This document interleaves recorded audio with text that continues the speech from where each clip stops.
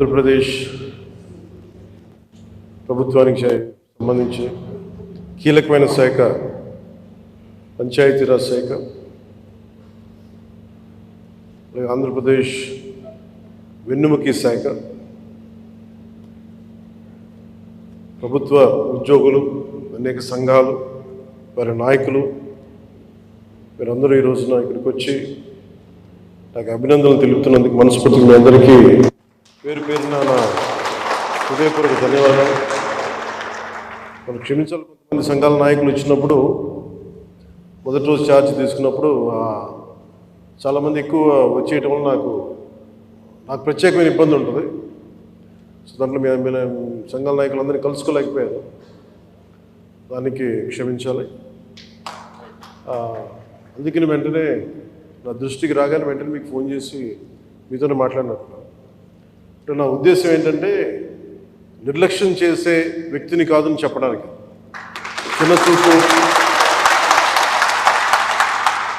చిన్న చూపు చూసే వ్యక్తిని కాదు. మీ సమస్య నా సమస్య, అది చాలాసార్లు సభలో చెప్పాను. కానీ ఇప్పుడు ప్రత్యేకించి ఛార్జ్ తీసుకున్న తర్వాత మీకు మళ్ళీ మీ అందరికీ తెలియజేసుకుంటా ఉన్నాను. మిమ్మల్ని అర్థం చేసుకునే వ్యక్తిని, మీ సమస్యల్ని పరిష్కరించడం, ఎంత త్వరగా పరిష్కరించడం అనేది నా ఒక్కడి చేతిలో లేదు. కానీ మీ సమస్యల్ని వినగలిగే శక్తి ఉన్నవాడు. ముందు సమస్యని వింటే పరిష్కారం దొరుకుతుంది. వినటానికి అలసట అందరికీ. సో నేను మీకు ప్రత్యేకించి తెలియజేసుకునేది, నేను వినే వ్యక్తిని. ఇందాక మీ సహచరులు ఎవరు వచ్చి ఇక్కడికి ఇచ్చారు, సహచరాలు, అది ఖచ్చితంగా యుద్ధ ప్రాతిపాదికన మీరు ఆ సమస్యను పరిష్కరిస్తాను మీరు వచ్చి ఇచ్చారు. ఇలాంటివి చేయడానికంటే నాకు మీరు ఇందాక ముందు సంఘాల పెద్దలు కూడా మాట్లాడుతూ చాలామంది గతంలో కూడా మీరు సమ్మెలు, గత ప్రభుత్వం మీద మా కోపం ఉంది, మీకు ఈ ప్రభుత్వం మీద మీరు మాట్లాడుతూ ఉన్నారు. ఒక్కటి ఏంటంటే, ఇది అందరం కలిసి పనిచేయాలి, మినిస్ట్రీ కానీ ఉద్యోగులు కానీ. గతంలో ఎవరు ఎలా చేశారో నాకు తెలీదు, మీరందరూ వింటా ఉంటే నేను సమస్యలు వింటా ఉన్నా. కాకపోతే ఇది చాలా పురాతనమైన, చాలా బలమైన వ్యవస్థ, చాలా పాత వ్యవస్థ. ఇది ప్రతిసారి వ్యవస్థకి ఒక తుప్పు పట్టినట్టు పట్టేస్తాం. దీన్ని బలోపేతం చేయాల్సిన అవసరం ఉంది. దీనిని సమస్యలు ఏమైతే ఉన్నాయో మీ అందరికీ ప్రతి సంఘం తరఫున ఇది ప్రత్యేకించి ఒక ఓవరాల్గా మేము ఇలా చేయదలుచుకున్నాం, మా సమస్యలు ఇవి, లేదంటే మేము ఇలా నిలబడతాం, కొంచెం ఇవన్నీ చెప్తా ఉన్నారు.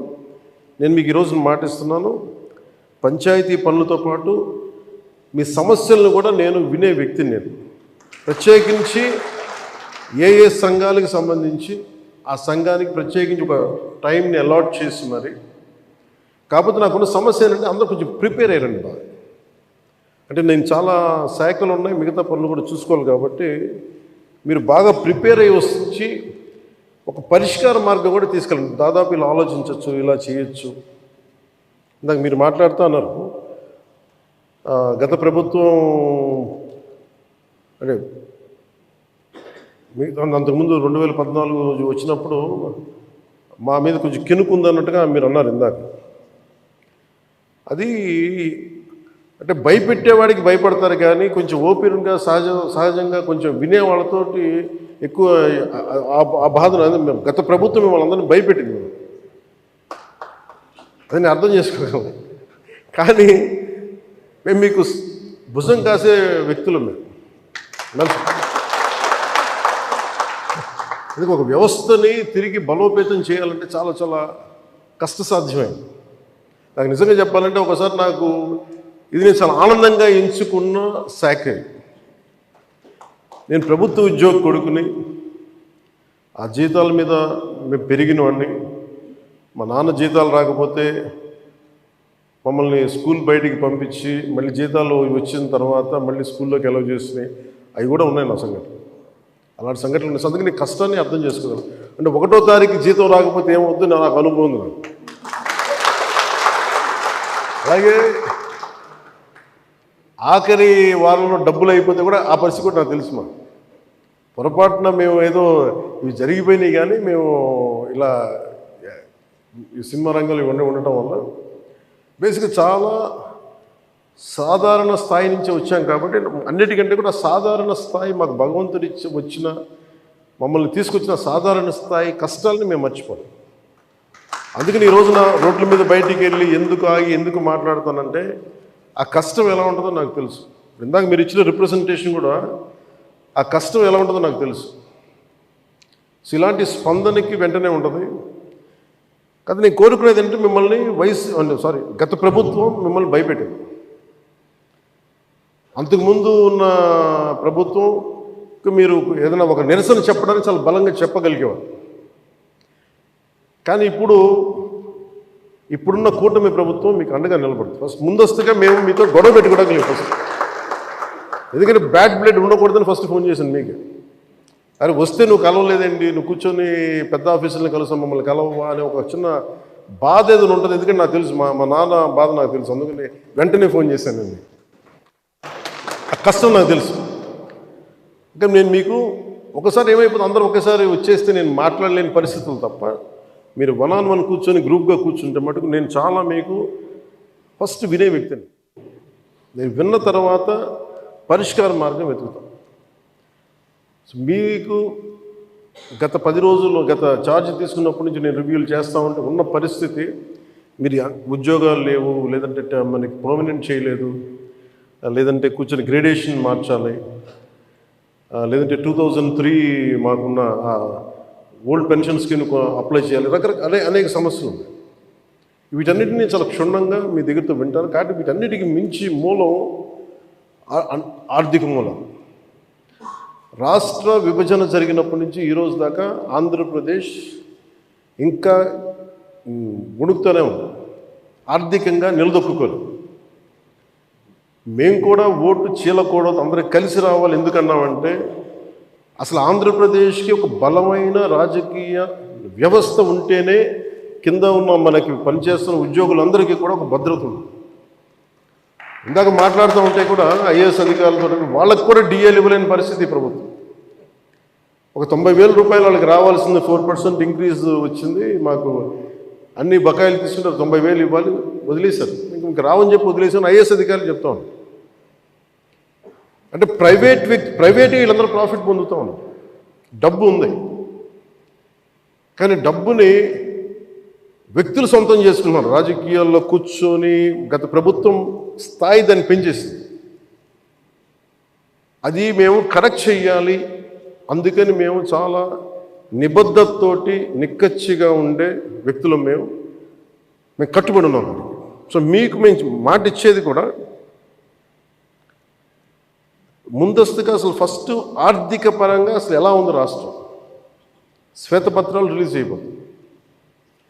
ఆర్థిక పరంగా ఎంత బలం, ఏ పరిస్థితిలో ఉంది, ప్రతి డిపార్ట్మెంట్లో ఎంత డబ్బు ఉంది, ఏ డబ్బులు ఉన్నాయి, అసలు ఏమైపోయిన. ఉదాహరణకి పొద్దున ఏదో రివ్యూ చేస్తూ ఉంటే నారాయణ గారితో మాట్లాడుతూ ఉంటే అంటే ఏ పరిస్థితిలో ఉన్నాయి చెప్తాను.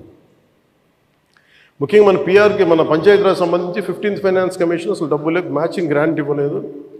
దాదాపు కొన్ని 1,000 కోట్లు రావాల్సింది రాలేదు. ఇప్పటికి ఈరోజు కూడా కూర్చోబెట్టి దాదాపు 1,800 కోట్లు అనుకుంటున్నా, 1,580 కోట్లు, క్లోజ్ టు 1,600 crores రావాలి. సో 15th ఫైనాన్స్ కమిషన్ డబ్బులు వదిలేసుకున్నాం. జల్ జీవన్ మిషన్ లాంటిది గోల్డెన్ నిధులు ఉన్నాయి. సో ఏ పథకం, కేంద్ర పథకాలకి ఇవన్నీ చూస్తుంటే కేవలం మ్యాచింగ్ గ్రాంట్ ఇవ్వలేకపోవడం. నేను అధికారులు పొద్దు నుంచి గత రోజుల నుంచి నేను అడుగుతా ఉంటే ఒకటే అడుగుతున్నాను, ఏమైనాయంటే మీ బాధ్యత కదా, మీరు ఎందుకు లేరు ఇట్లా అని అడిగాను. సమస్య ఏమైంది, సరైన నాయకత్వాన్ని ప్రజలు ఎన్నుకోలేనప్పుడు ఇష్టారాజ్యంగా ప్రవర్తించారు. దానికి పర్యావసానమే మనం అనుభవిస్తుంది ఈరోజు.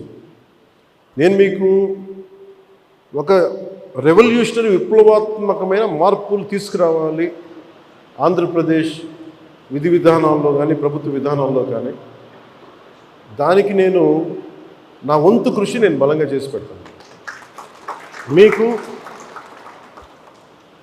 ఏదో ఒక రోజు వారానికి మీ సమస్యల మీద ప్రత్యేకించి దృష్టి సారిస్తాం.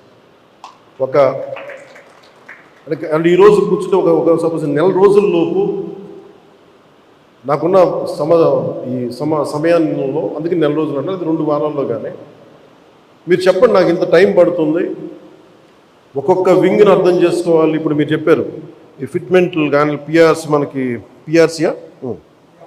పిఆర్సీ కానీ అలాగే కమిషనర్స్ని ఇప్పుడు దాకా అపాయింట్ చేయలేదు.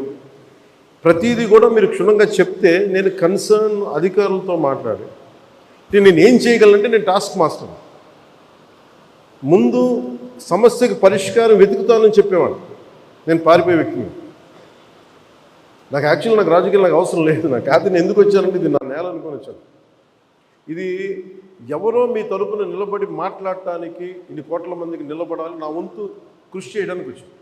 దాంట్లో భాగం మీ భవిష్యత్తుకి, మీ భద్రతకు కూడా నేను మనస్ఫూర్తిగా మాటిస్తున్నాను, ఇది నిలబడి. సో నేను కోరుకునేదల్లా మీకు ఈరోజు నేను అద్భుతాలు చేసేస్తాను, అన్ని సమస్యల్ని పరిష్కరించేస్తాను నేను చెప్పను. ముందు నేను అవగాహన చేసుకోను. శాఖాపరమైన అవగాహన చాలా చాలా అవసరం. అలాగే దీంట్లో ఎంతమంది ఉద్యోగులు ఉన్నారు, ఏ స్థాయి ఉద్యోగులు ఉన్నారు, ఏమేమి చేయాలి, వీళ్ళందరికీ ఏ సమస్యలు ఉన్నాయి, ఇది ఒకటి. మీరు 2 రకాల స్టడీ చేయాలి. ఇవన్నీ చేసిన తర్వాత ఒకటి పంచాయతీలని దానికి పునర్వైభవం తీసుకురావడం, గత వైభవం తీసుకురావడం పంచాయతీలకి.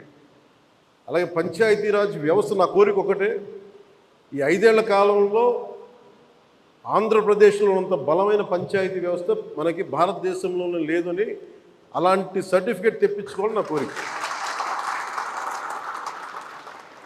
అందుకని నేను బలమైన ఆలోచన విధానంతో ఉన్నాను. కాకపోతే మీ అందరి సహకారం కూడా కావాలి. కానీ నేను ఒక్కడిని చేసేది కాదు. మీ అందరి సహాయ సహకారాలు, మీ సలహాలు, సూచనలు లేకపోతే నేను కూడా ఏం చేయను. కానీ నేను మీకు అందుబాటులో ఉంటాను. మీకు ప్రత్యేకించి ముఖ్యంగా మీరు కోరుకుంటుంది అన్నిటికంటే దారుణ బాధ అనిపించింది, నెలకి జీతాలు ఇవ్వడం పక్కన పెట్టి జీతాలు పెంచాలని అడగాలి, కానీ నెలకి జీతాలు వస్తే చాలు అనుకునే 1వ తారీఖు జీతాలు వస్తే చాలు అనే స్థాయికి పెరిగిపోయింది. సో అభివృద్ధి అనేది లేదు, నిధులు లేవు. వీటన్నిటి మధ్యలో now governance is a great challenge for all of us. కానీ మాకేం నమ్మకం ఉందంటే పెట్టుబడులు తీసుకురాగలం, అభివృద్ధి పదంలో ముందుకు తీసుకెళ్ళగలం, ఒక ధైర్యం చాలా బలంగా ఉంది. సో మేము బలంగా మీకు చేసి నీకు నెక్స్ట్ మీటింగ్ నేను మీకు తెలియజేస్తాను. సంఘాల పెద్దలందరికీ, నాయకులందరికీ. హరిప్రసాద్ గారికి నా పొలిటికల్ సెక్రటరీ, అలాగే మన పంచాయతీరాజ్లో కూడా కొంత ఆయన సహాయం తీసుకుంటాను. వరప్రసాద్ గారు వీళ్ళందరూ ఉన్నారు. కానీ ప్రత్యేకించి ఇంకొంచెం మీకు ఎక్కువ నమ్మకం కలిగించడానికి నేను అందుబాటులో ఉంటానని చెప్పడానికి, మీరు సమస్యని ఇన్ని సంఘాలు ఉన్నాయి, వీళ్ళకి ఈ సమస్య ఉంది, ఇది మాకు క్షుణ్ణంగా ఈయనేమంటారని మిమ్మల్ని ఈ రిపోర్ట్ చేసి పట్టుకురండి నేను మాట్లాడతాను. సో అది కుదిరితే మనం అక్కడ క్యాంప్ ఆఫీస్లోనే కూర్చుందాం. లేదంటే ఒకసారి ఏదైనా కూర్చోబెట్టి మీకు మీరున్న చోటకి అన్నీ బాగుంటాయి, నేను కూడా రావడం నాకు సిద్ధం. నాకు అలాంటి ఇబ్బందులు కూడా ఏమి. సో ఇవన్నీ దృష్టిలో పెట్టుకుని నాకు ఇప్పుడే ఛార్జ్ తీసుకున్నాను కాబట్టి కొద్దిగా నాకు కొన్ని రోజులు సమయం ఇవ్వండి. నాకు సమయం ఇచ్చిన తర్వాత మీతో కూర్చొని మన సాధక బాధకాలన్నీ మాట్లాడుకుని, ముందు మీరు ఆనందంగా ఉంటే తప్ప ప్రజలకి మిమ్మల్ని ఆనందంగా ఉంచలేదు. నాకు మీరు ఆనందంగా ఉండాలని మనసా వాచ ఆకాంక్షించాను. అలాగే మీ సమస్యనమ్మా నేను వెంటనే అది మాట్లాడేస్తాను. నేను లాస్ట్ టైం కూడా చేయించాను.